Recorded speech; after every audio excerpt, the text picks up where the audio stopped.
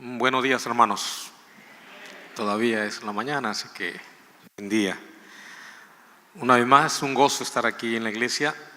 Es un placer venir a la casa del Señor y siempre recibo el aprecio, el cariño de ustedes en la persona de vuestro pastor, amigo, hermano y consiervo también en la tarea del Señor.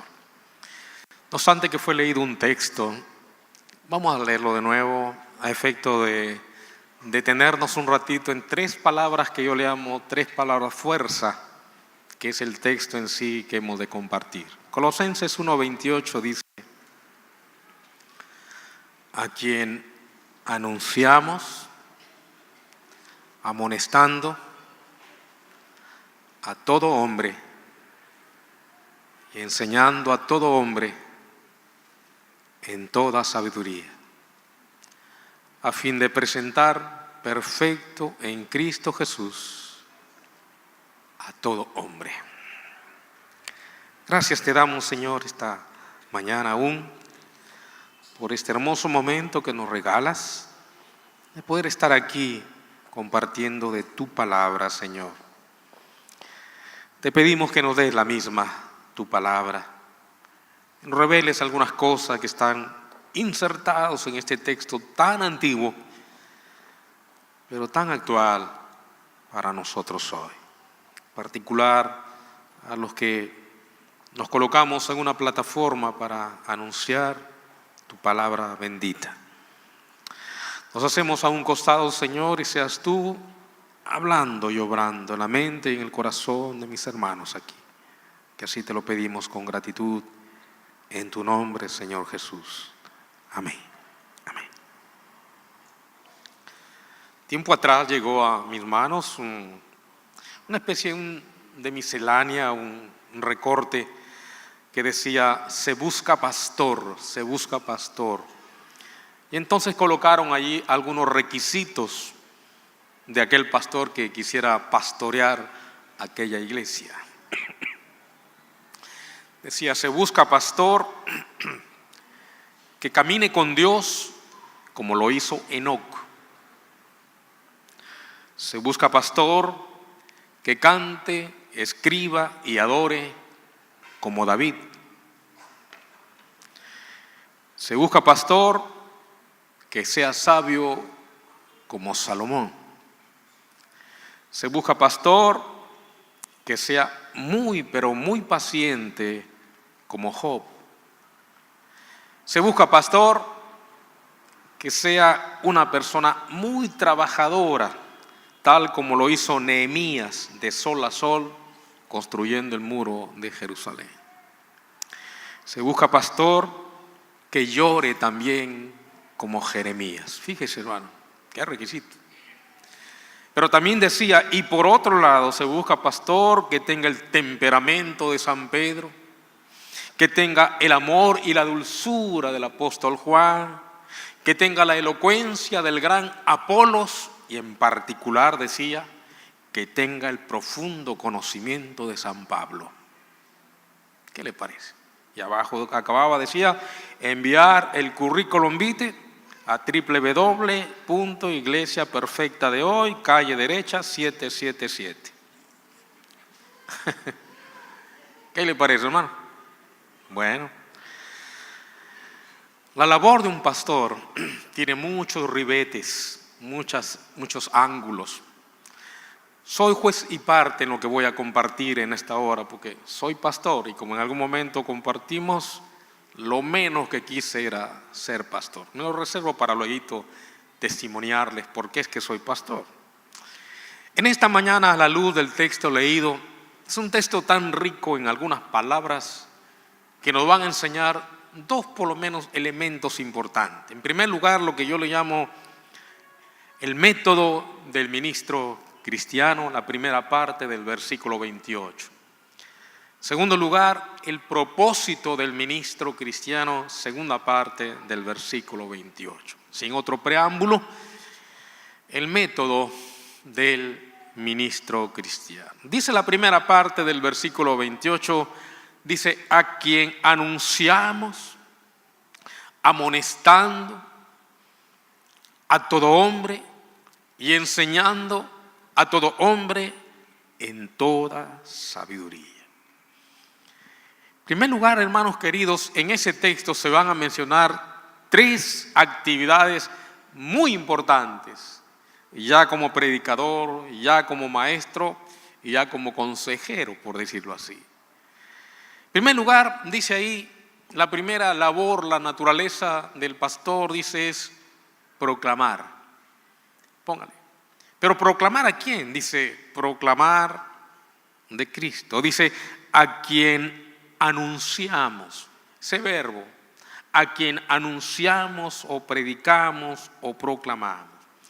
Pablo se consideraba no solamente un simple mensajero, sino que tenía un mensaje que traía al Señor Jesucristo como el centro, hermanos. Y aquí en este ámbito hay que notar 2 cosas. En primer lugar, Pablo tenía un mensaje que entregar o anunciar a sus oyentes. ¿Cómo así derivamos a este principio? ¿Sabe por qué? Pablo podía estar cantando, Pablo podía estar orando, Pablo pudiera estar llevando ayuda material, como lo hacemos en la iglesia cada vez que hay algunas situaciones que se presentan, pero lo central en Pablo, dice, es proclamar y anunciar la palabra del Señor. Si la gente no lo quería escuchar, usted va a ver esto en el libro de los Hechos, si la gente no quería escuchar el mensaje de Pablo, él simplemente se iba a otro lugar y buscaba a otras personas a quienes hablarles. Quiero llevarles a una aplicación primero, hermanos. Tener cuidado que el diablo hoy trata de desviar a los pastores y a las iglesias, a los siervos del Señor, de la centralidad de la predicación.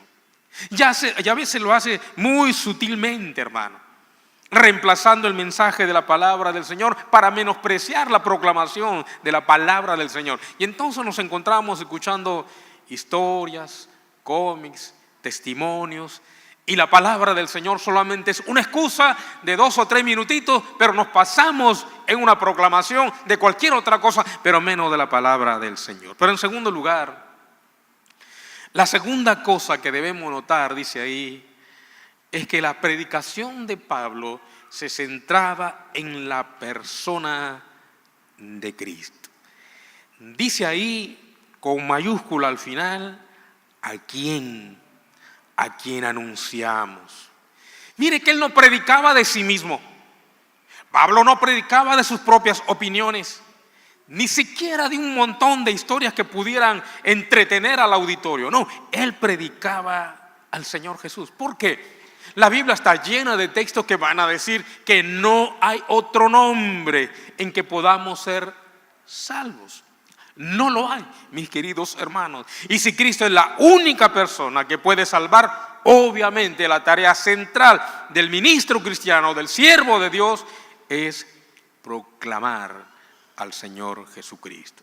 Cuidado, queridos hermanos y amigos, que a veces Satanás logra hacer que el pastor o aún la iglesia deje de predicar y va a intentar cambiar el contenido de la predicación. Cristo debe ser el todo, como decimos en aquella antigua canción. Cristo es nuestro todo.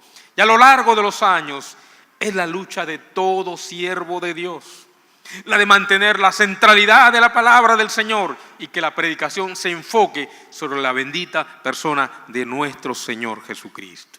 Pero en segundo lugar, no solamente proclamar, dice amonestando.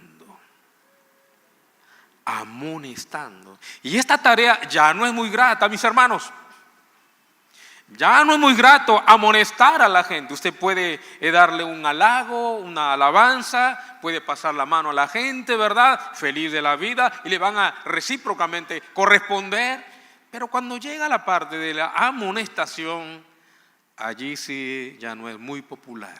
Y le etiquetan a uno, ¿no es cierto? La etiqueta de pastor malo. No, con él no. Y a veces la gente viene a la consejería esperando un sí, y cuando uno le dice no, se enoja la gente. Ahora bien, amonestar no es fácil, mis hermanos, porque tiene que ver con corregir por medio de instrucción y advertencias. Y parte de la tarea de los siervos del Señor es amonestar, no pasar por agua tibia algunos pecados de la gente, no pasar, hermanos queridos, como algo liviano y taparse los ojos, hacerse de la vista gorda algunas veces cuando no debe ser. Lamentablemente eso a veces acontece. ¿Y qué hizo Pablo? Fíjense en la ventana que sigue.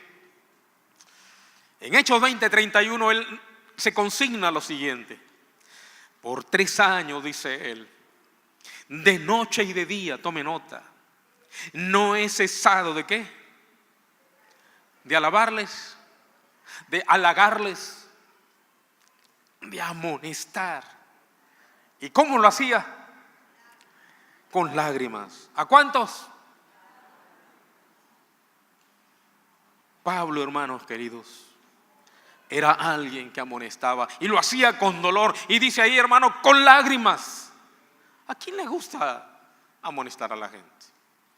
Uno como padre de familia a veces, hermano querido, tiene que batallar porque no quiere estar en esa lid. Pero cuando hay que hacer y decir las cosas como son, hay que hacerlo, hermano.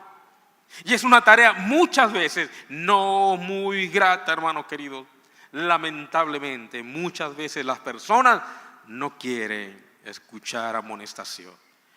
Sin embargo, tenemos que seguir haciéndolo. Es parte del rol, es parte de la tarea, como dice el sagrado relato, es parte de la proclamación, amonestar.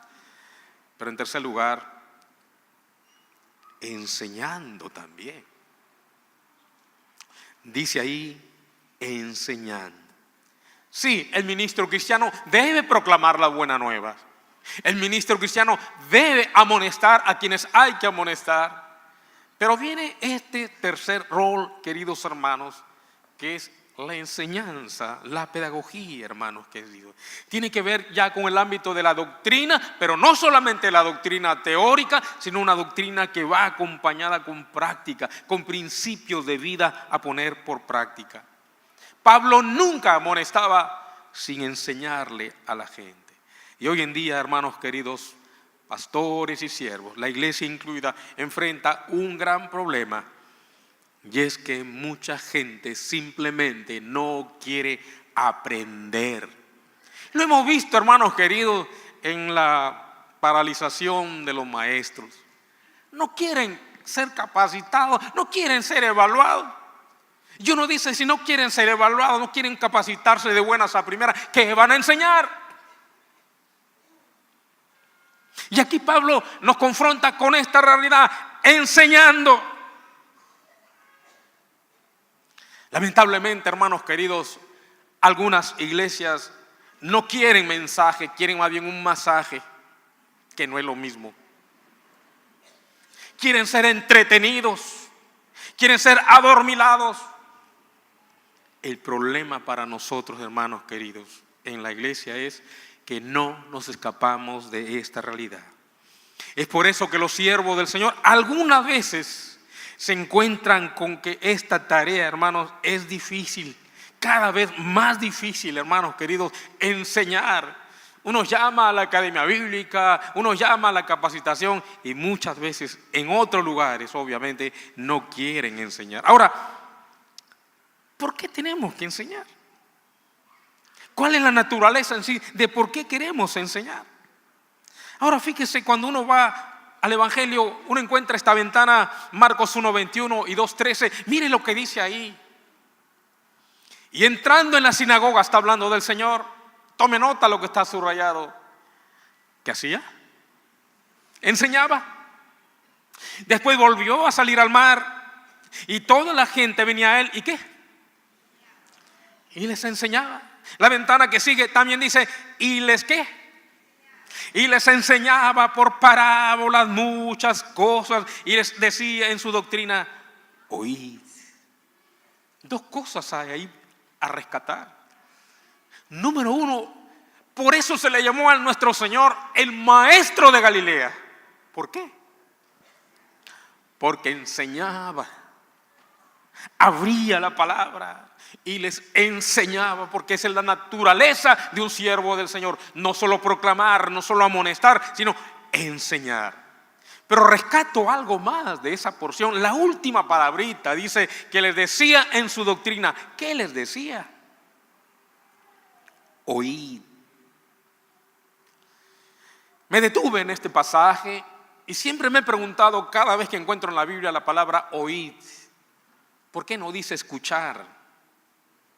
¿Habrá alguna diferencia entre escuchar y oír? Sí, mi hermano. Así como hay diferencia entre ver y mirar. No voy a detenerme a analizar esa diferencia, pero esto sí me compete. ¿Qué diferencia hay entre escuchar y oír? ¿Sabe qué es escuchar? Dios en su gracia infinita colocó los 4 huesecitos más pequeños en nuestro cuerpo humano, que están ubicados aquí en el canal auditivo. Si usted recuerda, se llama uno el yunque, el estribo, el martillo, y meses atrás descubrieron el 4.º huesecillo que se llama apófisis lenticular, que junto con el estribo hacen una conexión, es una cosita minúscula, que junto con el estribo hacen la función para que usted y yo escuchemos. Y entonces es tal como un ecualizador que dicen los entendidos, baja el ruido del ambiente 40 veces. Si no tuviéramos estos 4 huesecillos, estuviéramos sordos, dicen los entendidos, mis hermanos. Eso es escuchar. Es el acto fisiológico. Usted me está escuchando. De cuando en cuando escuchamos el ruido de la calle. Eso es escuchar. Pero ¿qué es oír? Oír es retener, aprehender, coger, captar, capturar, procesar lo que hemos escuchado. Por eso es que podemos decir en esta mañana que hay algunas personas aquí que me están escuchando, todos me están escuchando, pero no todos me están oyendo. Es decir, no todos están procesando y siguiendo la secuencia de lo que estamos hablando para decir, esto es para mí. ¿Entiende, hermano? Y entonces el Señor dice en su doctrina, oíd, no solamente escuchen, oigan, procesen, capturen, aprehendan. Para luego entonces, mis hermanos, entender que esto es parte de la naturaleza de lo que un siervo del Señor debe hacer. ¿Y cómo debe hacerlo? En cuarto lugar, dice, la forma de hacerlo, dice Pablo, hermano, fíjese, en toda sabiduría. Y otra vez nos encontramos, mis hermanos queridos, con una valla. Y Pablo va a ir poniendo vallas más arriba, una de la otra, hermano. Mire que no dice que debemos hacerlo en toda inteligencia. ¿Habrá alguna diferencia otra vez entre inteligencia y sabiduría? Sí lo hay. La inteligencia tiene que ver con lo que está acá, mi hermano. Con el bagaje académico con el cual tenemos el conocimiento. Y la sabiduría ya no tiene que ver con lo de acá, tiene que ver con lo que hay en el corazón. Con la inteligencia te ganan los frijoles afuera, mi hermano. Con la sabiduría te ganas el cariño de los demás. Amén. Por eso podemos decir que hay gente muy inteligente que no necesariamente es sabia. Y hay gente muy sabia que no necesariamente tiene mucho acá. No es garantía los cartones, los diplomas, que si lo tienes, enhorabuena, mi hermano, enhorabuena, no estamos en contra de él. Pero hay gente, hermano, que tiene PhD, doctorados, maestrías, son máster, pero también son más tercos en su vida. Son más tercos. ¿Por qué dice el Señor en toda sabiduría? Porque fíjese en la ventana que sigue, Pablo nos da un alcance. 1 Corintios 2:6 dice, hablamos, ¿qué dice? Inteligencia. No, hablamos, dice, sabiduría, no de este siglo, ni de los príncipes de este siglo que perecen. No hablamos, hermano, de las cosas de este nivel. Porque las cosas de este nivel, va a decir, son de este mundo y van a perecer, va a decir aquí. Por eso, hermanos, Pablo, juntándose, mejor dicho al revés, Santiago, en la misma línea de pensamiento de Pablo, nos va a decir, la sabiduría de lo alto, ¿ve? Es pura, pacífica, amable, benigna, misericordiosa, y mire, y no queda ahí, tiene buenos frutos. Muchas de las cosas de este siglo, como decía la ventana anterior, mucho del conocimiento de este siglo, de este mundo, solamente nos va a servir para llenar crucigramas, mi hermano. Constátelo. No tiene lo último, no tiene buenos frutos. ¿Sabe por qué no tiene buenos frutos? Por la ventana siguiente. Santiago en 3:15 va a decir: y la sabiduría que no es de lo alto. Mire las tres características. Es terrenal, animal y diabólica. ¿Por qué dice terrenal? Porque está limitada a esta dimensión no más. ¿Por qué dice animal? Fuerte. Porque su función es simplemente el ámbito horizontal. No va más allá. Y lo más delicado, hermano, que dice que es diabólica. ¿Sabe qué implica eso? Que su origen, su fuente, su esencia no es de arriba, es de abajo. Este versículo nos dice entonces, con mucho respeto lo digo, hermanos, por lo que implica lo que voy a decir. Esta porción nos dice entonces de dónde es que forjan sus libros algunos de los premios Nobel de literatura. Y algunos de ellos no son tan nobles, y más bien son tan osados que insultan y dicen que son cavernícolas, atrasados, ignorantes, aquellos que no piensan como ellos. Ya ustedes saben quién dijo eso, ¿verdad? Nuestro mismo premio Nobel peruano, don Mario Vargas Llosa. Por no pensar como él, por aquellos que leemos la palabra, ignorantes de la Edad Media, cavernícolas primitivos. Eso nos dijo, y algo más. Dice el Señor en la ventana que sigue: de la abundancia del corazón. ¿Qué? Ahí está. De la abundancia del corazón habla la boca. Y un chiquitito, también mi hermano, para ti: de la abundancia de tu corazón habla tu Facebook. También para ti hay, hermano. De la abundancia de tu corazón habla tu muro. De la abundancia de tu corazón habla tu WhatsApp. ¿Cuánta gente de iglesia está inserto en comunicación en las redes, compartiendo chistes de grueso calibre, de alto voltaje, que uno dice, y esta es gente de iglesia? De la abundancia de tu corazón habla tu boca. ¿Qué sabiduría es la que tienes? ¿La de arriba o la de abajo? Por eso Pablo dice la forma de hacerlo: en toda sabiduría.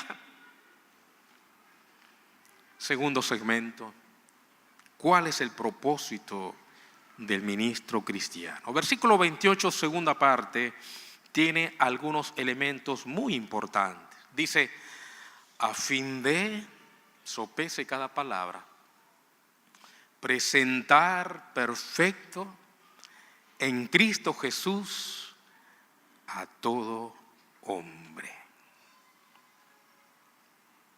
¿Qué dice, hermano? A fin de presentar perfecto en Cristo Jesús a todo hombre. ¿Sabe qué está diciendo? Que los siervos que nos paramos acá, en un atril, en un púlpito, lo que fuere, no estamos para entretener a los oyentes. Es decir, que pasen un bonito tiempo en la iglesia. Aunque es cierto, hermano, el anhelo es que usted, hermano, disfrute su tiempo aquí en el culto, ¿no es cierto? Pero no implica eso que debemos estar entreteniendo a la audiencia. Cuando Pablo piensa en ese segundo segmento del versículo mencionado, mire, él va a pensar en 4 cosas. Y permítame desagregar esa frasecita en 4 preguntas. La primera de ellas: ¿cuál es el objetivo en sí? Dice la primera parte: a fin de presentar. Y entonces, mi hermano, empieza otra vez la valla a construirla Pablo y va poniendo metros para arriba, y de pronto uno dice, Pablo, es difícil cumplir esto. Es decir, mi hermano, aquí encontramos la razón por la cual que hay que anunciar, la razón por la cual que hay que amonestar y la razón por la cual hay que enseñar a todos los hombres a fin de presentar delante de Dios. Esta es la solemne, hermano, responsabilidad de todos los siervos de Dios que un día tenemos que presentar y rendir cuentas ante Dios. Contaba hace un rato de por qué yo no quise ser pastor. Una de las cosas que yo menos quería, hermano querido, era ser pastor. Como dice la antigua canción, las locas ilusiones me sacaron de mi pueblo y abandoné mi casa para ver la capital. ¿Recuerda esa canción? La del provinciano. Yo nací en Máncora, pero me crié aquí en Guarmey y mis padres me dijeron, hijo, vamos para Lima, allá hay opciones de formarte. Yo vine acá a Lima, hermano, a formarme, a forjarme en estudios superiores. Estaba en la universidad y trabajaba a la vez en una empresa financiera. Ganaba muy buen dinero, hermano. Lo menos que quería era ser pastor. Yo soy pastor por equivocación, hermano. Allá arriba un par de ángeles cometieron un error y pusieron mi expediente, hermano, en el lugar de otro, y de pronto yo en la tierra caminando y silbando feliz de la vida y siento el llamado del Señor. Así fue. Yo no quería ser pastor, hermano. Tenía 2 amigos en la iglesia y ellos siempre andaban ahí. Raúl, Dios te ha llamado, Dios te ha llamado. Yo le decía, Dios no me ha llamado. Pasaba el tiempo, Raúl, Dios te ha llamado, Dios te ha llamado. Y yo le decía, Dios no me ha llamado. ¿Sabes por qué? Por la ventana siguiente.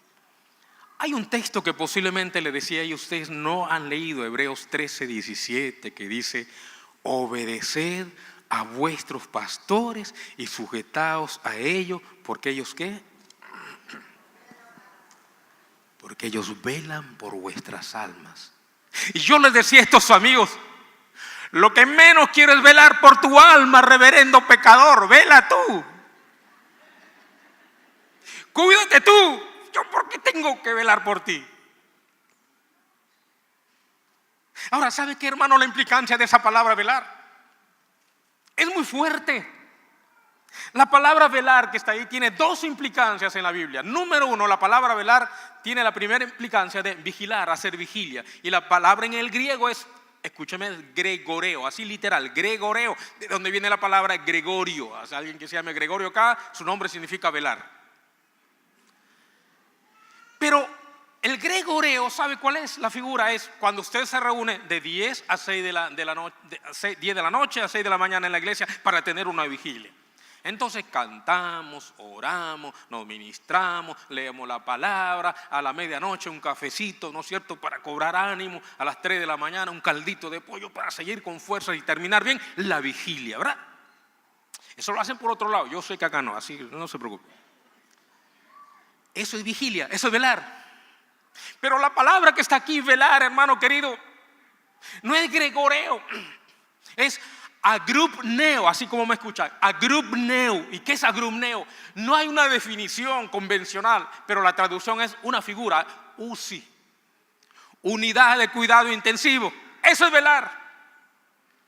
Y en la unidad de cuidado intensivo, dígame, el doctor, la enfermera, los asistentes, ¿están dormidos? No, hermano, no están dormidos. Están para arriba y para abajo, pendientes, ¿no es cierto?, del enfermo, que no se le vaya a morir. Y a eso apunta la palabra del Señor, porque ellos velan por vuestras almas. Hermano que estás aquí, tus pastores velan por ti. No hacen una simple vigilia por ti. Velar es que están pendientes de ti, mi hermano. Siendo pastor de iglesia, la lista de mis miembros la tenía en mi casa, hermano. Yo tenía una iglesia de 300 miembros, una iglesia pequeña en comparación a.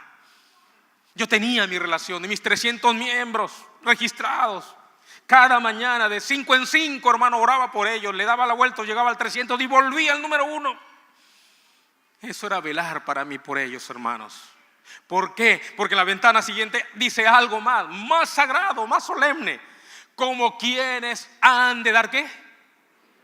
cuenta para que lo hagan con alegría y no quejándose, mi hermano. Los pastores hemos de dar cuenta de ustedes, mi hermano, y no se moleste, como dijo el pastor hace un rato, no se moleste cuando le llamamos la atención, cuando preguntamos por usted, si lo vimos o no lo vimos. Hemos de dar cuenta, mi hermano. Mientras les comparto, hay una especie de flashback, pensamiento de atrás, nombres de hermanos que se me vienen, por quienes no velé, por quienes no velé. Y el día que esté en la presencia del Señor, me dice: Raúl, y X, y Y, y Z, ¿qué pasó, Raúl? Vamos a dar cuenta de usted, mi hermano. No se moleste cuando sus pastores le llamen la atención, lo amonesten. Hemos de dar cuenta. No olvide que solamente somos mayordomos, no somos los dueños. Mayordomos de ustedes, cuidadores de ustedes, mis hermanos. Amén. Amén, hermanos. Amén. En segundo lugar, ¿cómo presentar a esas personas? Y otra vez Pablo, ¿qué dice? Perfectos. Oiga, pero si uno no es perfecto, uno tiene sus limitaciones, tiene sus debilidades, como cualquier ser humano. Tiene un techo hasta donde uno puede llegar.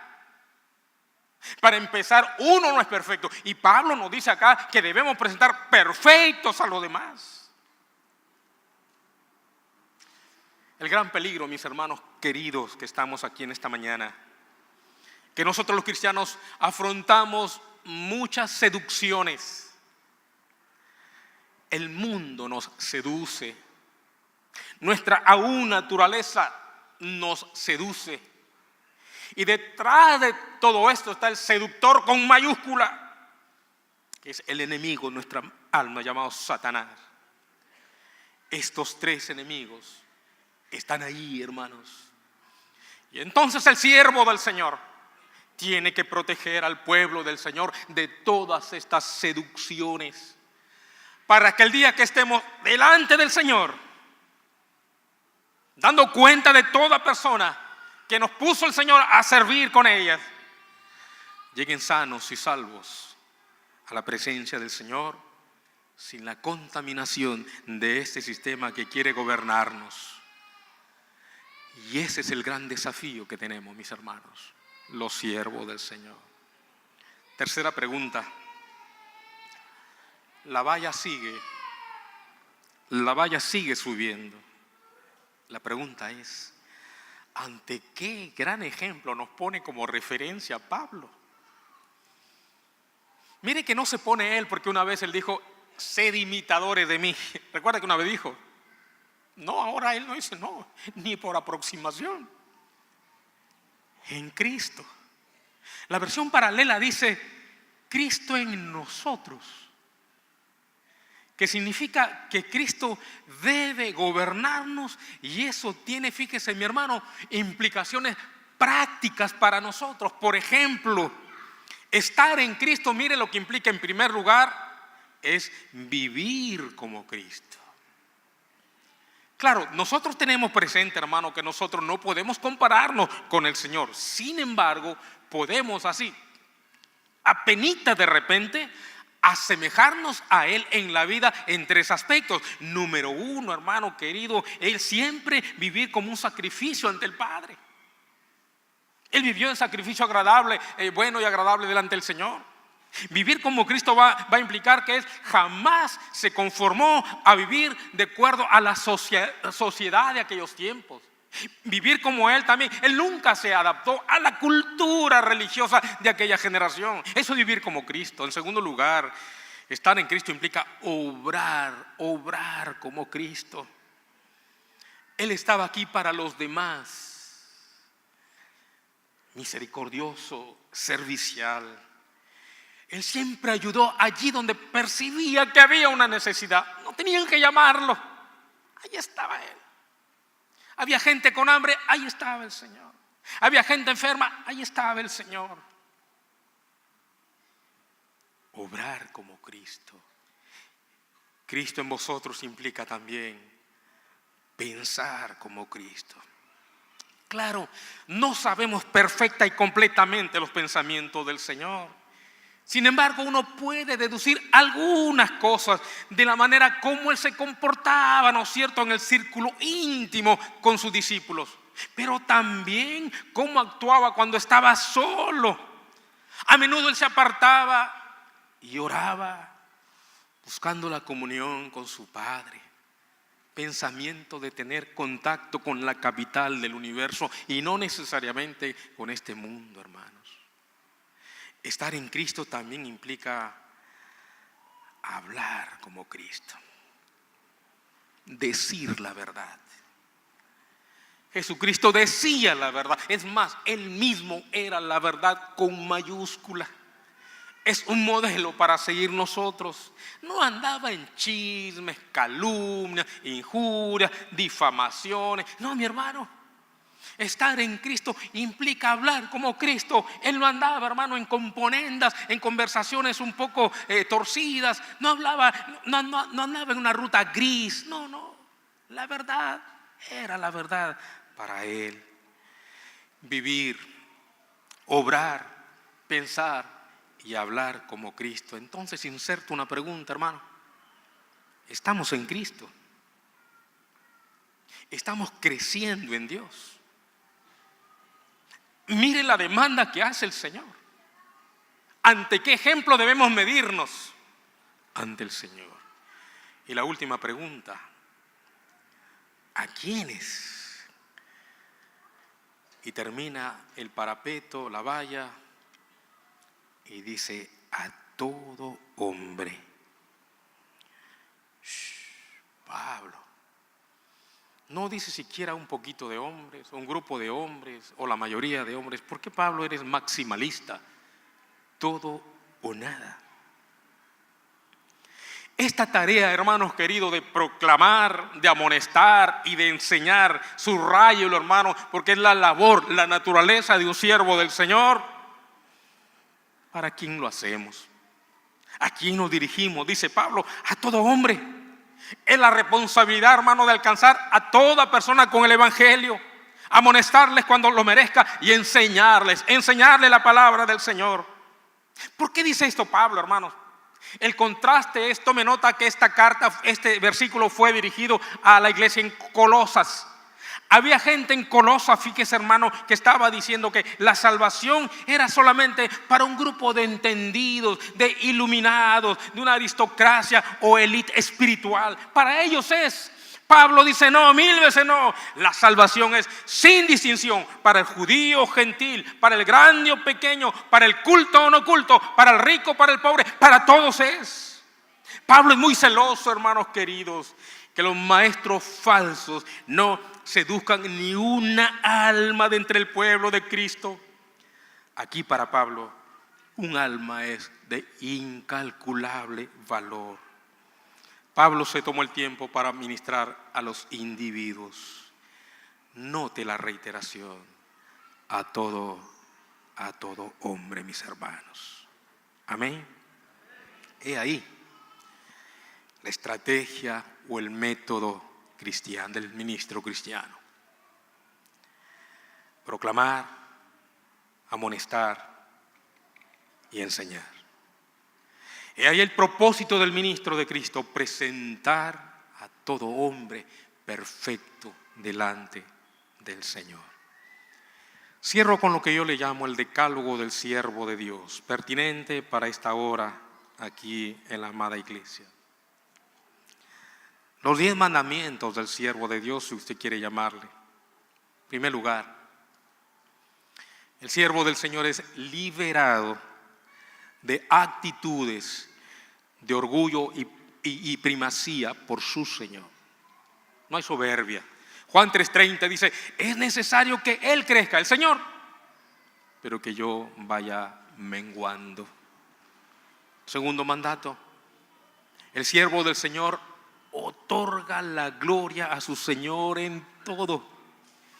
Juan 17:4 dice: yo te he glorificado en la tierra, he acabado la obra que me diste que hiciese. Gloria al Señor. Tercer mandamiento: el siervo sirve exclusivamente a su Señor.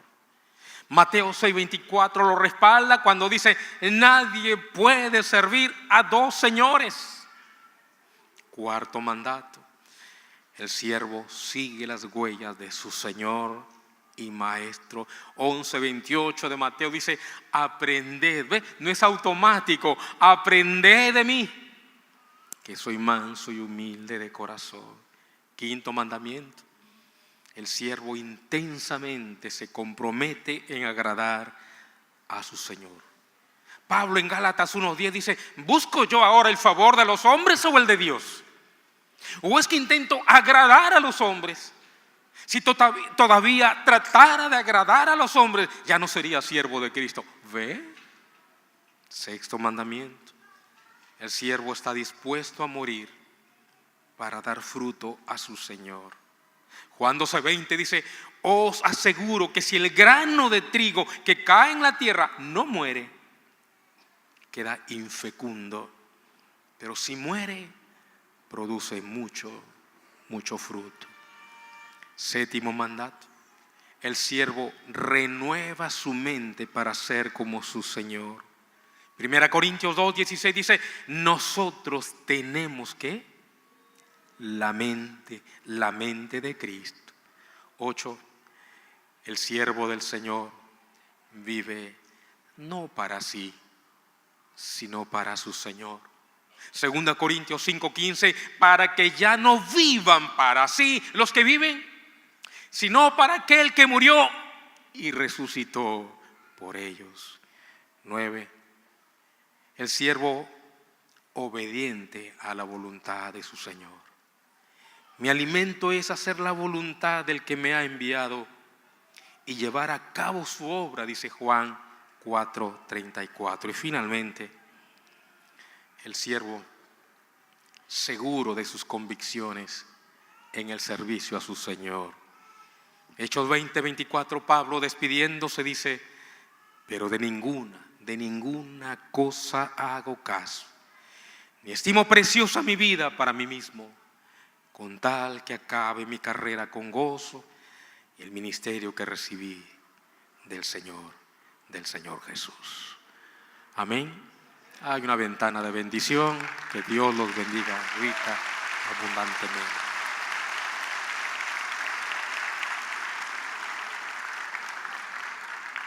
Señor, te damos gracias. Señor, te bendecimos. Te glorificamos, Padre amado. Muchas veces tus siervos, Señor, afrontan ingratitud, indiferencia, menoscabo, sencillamente por proclamar tu palabra. Otras veces por amonestar al descarriado y otras veces por enseñar tus verdades. Pero queremos en esta mañana que tu pueblo aquí rescate estos principios por los cuales sus siervos que le administran están aquí en este lugar. Gracias por tu palabra, siempre presente, siempre vigente y pertinente a nuestra necesidad. Con gratitud así oramos. Bendito Emmanuel, Dios con nosotros, en tu nombre. Amén. Amén. Amén. Dios los bendiga, hermanos. Muchas gracias.